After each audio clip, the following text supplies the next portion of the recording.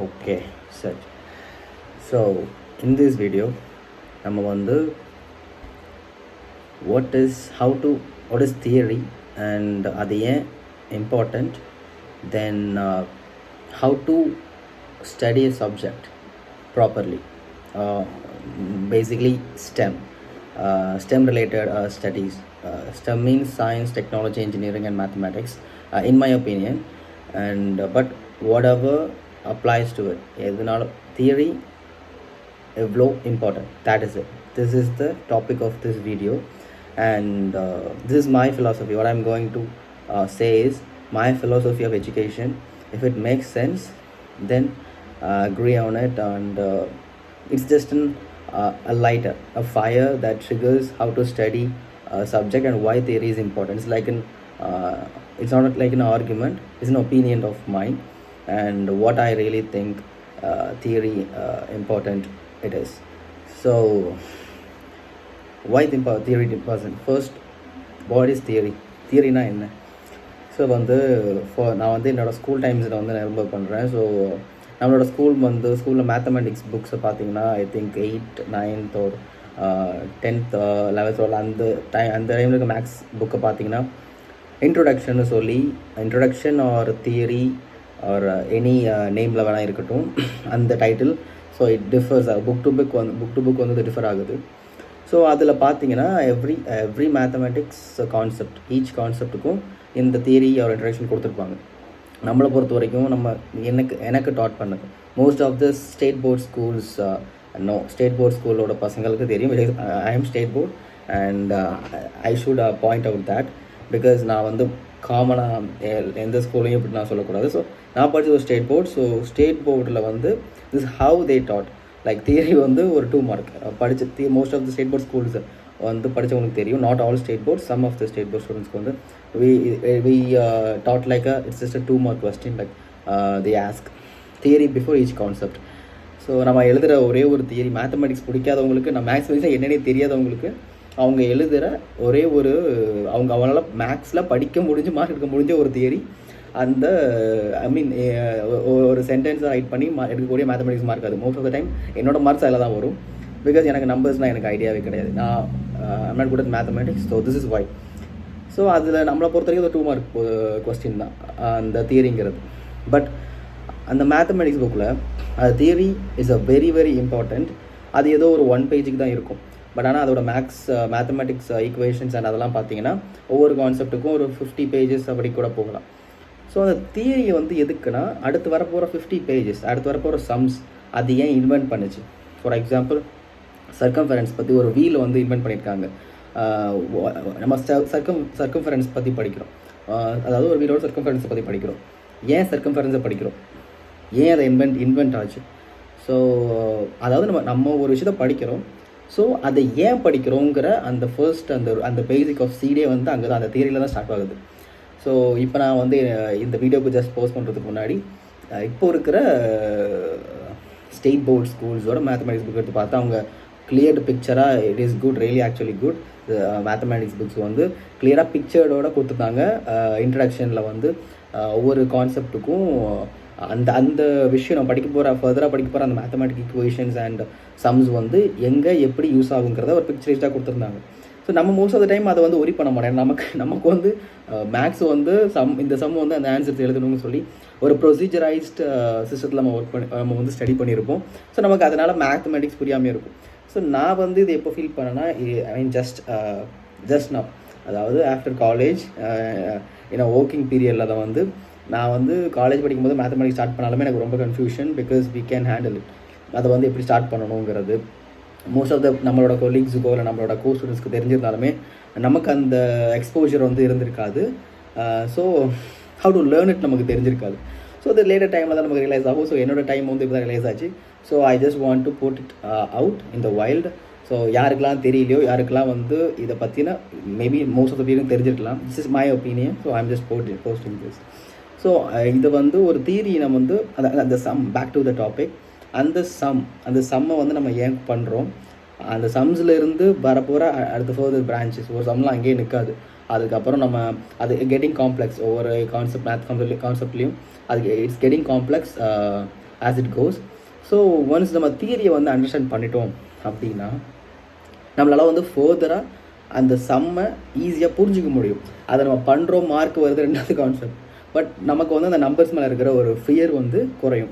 So we see it as it's not a number, it's just a language maths.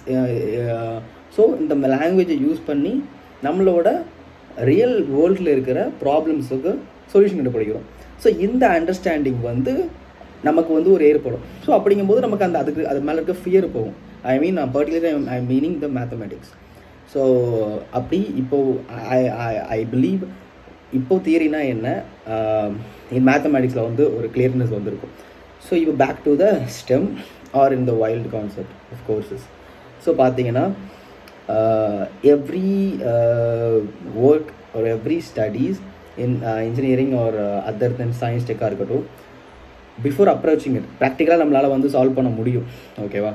So ப்ராக்டிக்கலாக solve பண்ண முடியும். But அந்த ப்ராக்டிக்கலாக நம்ம வந்து அதை ஒர்க் பண்ணி அதை உள்வாங்கிட்டு ஒர்க்கில் இருந்து வந்த எக்ஸ்பீரியன்ஸ்னால நம்ம ஒரு விஷயத்தை பண்ணுவோம். பட் பிஃபோர் தேட் நம்ம வந்து தியரியாக ஒரு விஷயத்தை லேர்ன் பண்ணுறோம். அதுக்கு அந்த ப்ராக்டிக்கலாக பண்ணுறதுக்கு முன்னாடி தியரியை நம்ம ஸ்டடி பண்ணிட்டோம்னா அதில் என்ன பெனிஃபிட் இருக்குன்னா, you can understand you can see the problems before you spend time on it. So you know the problems well, and you make the structure, you design some structures, and you solve the you try to solve some of the solutions before approaching the problem. Some of the solutions approach பண்ணும்போது you reduced half of the work in practically, so you saved your time. So back to இதனால இது வந்து இந்த theory வந்து which is really important for everything, because நான் வந்து college படிக்கும்போது theory வந்து இம்பார்ட்டன்ட் இல்லை, ப்ராக்டிக்கல் இஸ் ஸோ இம்பார்ட்டன்ட் நான் புரிஞ்சுக்கிட்டது. அண்ட் அதுவும் வைல்ட்லி வந்து இப்போது ரீசெண்ட் டைம்ஸில் மாடர்ன் எஜுகேஷன் சிஸ்டமில் ப்ராக்டிக்கல் தான் அவங்களும் வந்து ஸ்டார்ட் பண்ணியிருக்காங்க. தியரி வந்து குறைச்சிட்டு ப்ராக்டிக்கல்ஸை வந்து கொண்டு போகிறதுக்கு. பட் ஆனால் தியரி அதனால் தியரி வேணான்னு ஆகாது, தியரியும் இம்பார்ட்டண்ட். ஸோ அது ஏன் இம்பார்ட்டன்ட்னா இதனால் தியரி வந்து எவ்வளோ புரிஞ்சு அண்டர்ஸ்டாண்ட் பண்ணிக்கிறோமோ, ஸோ அதனால தான் நம்ம வந்து நம்மளோட ஸ்டடீஸில் எப்போவுமே தியரிஸ் மேக்ஸிமம் இருக்கும். ஏன்னா ஸ்டடீஸ் படிக்கும் போதே ப்ராப்ளத்தை உள்வாங்கிக்கிறதுக்காண்டி சொல்யூஷன் கண்டுபிடிக்கிறது. ஏன்னா ஒவ்வொரு சொல்யூஷனும் வந்து நீங்கள் படிக்கும் போதே கண்டுபிடிச்சிட முடியாது. ஏன்னா நீங்கள் ஆல்ரெடி படிச்சுட்டு இருக்கும்போது உங்களோட கான்செப்ட் எல்லாமே ஆல்ரெடி சால்வ்டு ப்ராப்ளம்ஸாக தான் இருக்கும், நியூவாக வந்து இருக்காது. நியூவாக நீங்கள் எப்போ பண்ணீங்கன்னா ஆஃப்டர் ஸ்டடீஸ் இவர் ரிசர்ச்சராக போகிறீங்க, அப்போ தான் ஒரு ப்ராப்ளம் ஃபைல் பண்ணுவீங்க, சொல்யூஷன் கண்டுபிடிப்பீங்க. ஸோ காலேஜ் படிக்கும்போது மேபி சம் ஸ்டூடெண்ட்ஸ் வந்து அவங்க வந்து படிக்கும்போதே அவங்களோட ப்ராப்ளம்ஸ் வந்து ஃபேஸ் பண்ணியிருப்பாங்க. So they want to solve the problems. So I'm talking about the wild. So maximum most of the ஸ்டூடெண்ட்ஸை பற்றி சொல்கிறேன். ஸோ அவங்க வந்து ஆஃப்டர் ஸ்டடீஸ்க்கு அப்புறம் முடிஞ்ச அளவு ஸ்டடீஸில் வந்து புரிஞ்சுக்க தான் பார்ப்பாங்க. ஸோ இதனால தான் தியரி வந்து தியரியும் இஸ் இம்பார்ட்டன்ட். தியரி தான் இல்லை, தியரியும் இஸ் இம்பார்ட்டன்ட் அண்ட் ப்ராக்டிக்கல் மாதிரி. ஸோ இதை பேசும்போது பீயிங் கன்சிஸ்டன்ட் இன் சம்திங் அதை பற்றியும் கொஞ்சம் சொன்னால் இதுக்கு மேட்சிங்காக இருக்கும். ஏன்னா நம்ம கன்சிஸ்டண்ட்டாக இருப்போம் சில எதுலனா ஒரு வேலையை பண்ணுறதில்ல. ஸோ கன்சிஸ்டண்ட்டாக இருக்கும்போது we thought or most of the people preach பண்ணுறது என்னன்னா, if you are consistent in something you can do it better, right? So I have some objection on the sentence.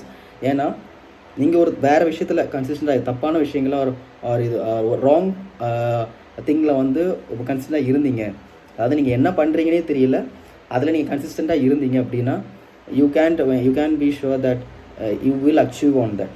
Because நம்மளோட இதுக்கான ப்ராக்டிக்கல் எக்ஸாம்பிளே வந்து என்னோட example I feel most of my friends and கொலீக்ஸோட examples எடுத்துக்கிட்டிங்கன்னா, they studied very hard in the schools and they got a mark like 450 out of 500 in 10th and in SSLC. And HSCல பார்த்தீங்கன்னா higher செகண்டரியில் பார்த்தீங்கன்னா they get out of like 900 above or 1000 above or 1100 above. They got a good mark. Okay, it's because அவங்க வந்து கன்சிஸ்டண்ட்டாக ஒரு டேக்கு வந்து கன்சிஸ்டண்ட்டாக உட்காந்து hard work பண்ணி படித்ததுனால தான் வந்தது. But after getting college they totally fall, like 400 out of 500 எடுத்தவங்க வந்து 250 எடுத்தவங்களோட பிலோவாக தான் வந்து பெர்ஃபார்ம் பண்ணுவாங்க. ஸோ காலேஜ்லேயும் வந்து பெட்டராக வந்து ஸ்கோர் பண்ணவங்க பீயிங் கன்சிஸ்டன்ட் அண்ட் கன்சிஸ்டண்ட்டாக இருந்து ஹார்ட் ஒர்க் பண்ணி ஒர்க்குக்கு போகும்போது அவங்க காலேஜில் ஆவரேஜாக பெர்ஃபார்ம் பண்ணவங்களோட தான் ஒர்க்கில் அவங்க கம்மியாக பெர்ஃபார்ம் பண்ணுவாங்க. இது ஏன்னா they are consistent in learning something that is not in a proper way. So ஒரு சரியான வழியில் இந்த தியரியை புரிஞ்சிக்காமல் அது ஏன் பண்ணுறோன்னு தெரிஞ்சிக்காமல் ஸோ பண்ணுறதுனால which I am also including me in that thing. So I just want spread it out. Okay, so வந்து இப்படி ஒரு தியரியை தெரியாமல் கன்சிஸ்டண்ட்டாக ரைட் திங்கில் இருக்கணும். கன்சிஸ்டண்ட்டாக இருக்கிறது மட்டும் முக்கியம் இல்லை, கன்சிஸ்டண்ட்டாக ரைட் திங்கில் இருக்கிறது ரொம்ப இம்பார்ட்டண்ட். அப்படி இல்லாமல் ஒர்க் கல்ச்சர் இப்போ ஒருத்தவங்க ஒர்க் பண்ணுறாங்க, they are 40+ experience, 50+ year experience இருக்கட்டும். Some of you work in a company, you will know it, you would have know it that if you are 20s or even 30s, but ஒரு seniors பார்த்தீங்கன்னா 50+ இருப்பாங்க. அவங்க வந்து ஒரு கம்பெனியில் வந்து hard work பண்ணுவாங்க, they are really good at what they are doing. Okay, but some point வந்து you feel like they are not doing better, which even though they have years of experience. Not only you, the company CEOs and some of them, but the experience வயசு இருக்குது, experience இருக்குது, but கரண்ட்டாக work பண்ணுறதுனால கிடையாது. Basically most of the times ஐடியில் வந்து age out ஆகினா வெளியே அனுப்புவாங்கன்னு சொல்கிறது காரணம் இதனால தான். Because they're consistent in working but not the right thing. So when the right thing comes, the wrong திங்கில் வந்து கன்சிஸ்டண்டாக ஒர்க் பண்ணவங்களோட வேலை இல்லாமல் போகுது. அவங்களுக்கு வர சொல்ல முடியாது, ஏன்னா they are very consistent, they are hard worker, but the industry what the industry need is the right thing and not the right thing what the environment needs. So அப்போ வரும்போது ரைட் திங்க் பண்ண வேண்டியதாக வரும். So right think வரும்போது right திங்கில் கன்சிஸ்டண்டாக இருந்தவங்க மட்டும்தான் அந்த இடத்துல வந்து போகிறாங்க. ஏஜ் டசன்ட் மேட்டர் இந்த டைமில். So you feel like you சீனியர்ஸோ இல்லை லைக் எனக்கு மேலே ஒர்க் பண்ணுறவங்களோ அது சில விஷயம் தெரியலை, சில விஷயம் இல்லை, most of the time they are not doing anything like that அப்படி எடுத்துக்கலாம். So they are consistent but not consistent in the right thing. So education system இருக்கட்டும், college, school and workplace, so this is it. Theory is important. Thank you for listening to this video and see you in the next video. Let's see where it becomes.